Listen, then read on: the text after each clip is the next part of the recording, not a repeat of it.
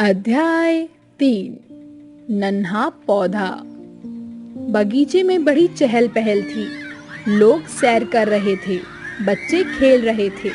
चारों ओर सुनहरी धूप खिली हुई थी। उसी समय जमीन में कुछ हलचल हुई। अरे, यह क्या! एक नन्हा पौधा जमीन से बाहर निकल रहा था। नन्हे पौधे ने अपनी आंखें मली और अंगड़ाई लेकर चारों ओर देखा। बाहर की दुनिया देखकर वह हैरान रह गया। इतनी बड़ी, इतनी सुंदर दुनिया, खुशबू बिखेरते सुंदर फूल, रंग बिरंगी तितलियां, हरे भरे ऊंचे पेड़, ऊपर नीला आसमान और पंख फैलाए उड़ती हुई चिड़िया। सब कुछ कितना सुंदर! मैं भी उड़ना चाहता हूँ, मैं भी आसमान को छूना चाहता हूँ, वह अपने आप से बोला। उसने अपने नन्हे नन्हे पत्ते फैलाए और उड़ने के लिए जोर लगाया, पर वह तो हिलडुल भी नहीं सका। वह वहीं खड़ा रह गया।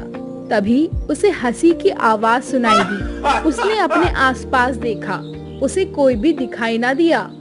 उसने दोबारा ध्यान से सुना। आवाज जमीन के अंदर से आ रही थी। तुम कैसे उड़ सकते हो? तुम्हें तो हमने पकड़ रखा है। तुम कौन हो? नन्हे पौधे ने पूछा। हम तुम्हारी जड़ें हैं। हम तुम्हें जमीन से जोड़कर रखती हैं, ताकि तुम्हें पानी और आवश्यक खनिज मिलते रहें। अगर हम न हो तो तुम खड़े भी नहीं रह पाओगे। नहीं नहीं, मुझे छोड़ दो। मुझे जमीन से चिपके नहीं रहना। मुझे नीले आसमान में उड़ना है। देखो, वे पंछी उड़ते हुए कितने सुंदर दिखाई दे रहे हैं, पौधे ने कहा। अगर हम तुम्हारा साथ छोड़ दें तो तुम सूख जाओगे। कुछ दिनों के बाद जब तुम एक बड़े पेड़ बन जाओगे, तब पंछी थककर तुम्हारी मजबूत डालों पर आराम करने आएंगे, जड़ों ने समझाया। पर नन्हा पौधा बड़ा जिद्दी था। उसने जड़ों की बात नहीं मानी।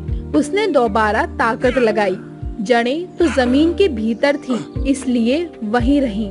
पौधे का तना अभी कमजोर था। खींचने पर तने का कुछ भाग टूटने लगा। पौधे को दर्द हुआ। वह समझ गया कि वह जमीन पर ही खड़ा रह सकता है। जमीन से अलग होते ही वह सूख जाएगा। जब वह बड़ा होकर बहुत बड़ा पेड़ बनेगा, तब अपनी शाखाओं से आसमान को छूने की कोशिश करेगा। उसने अपनी जड़ों को धन्यवाद दिया।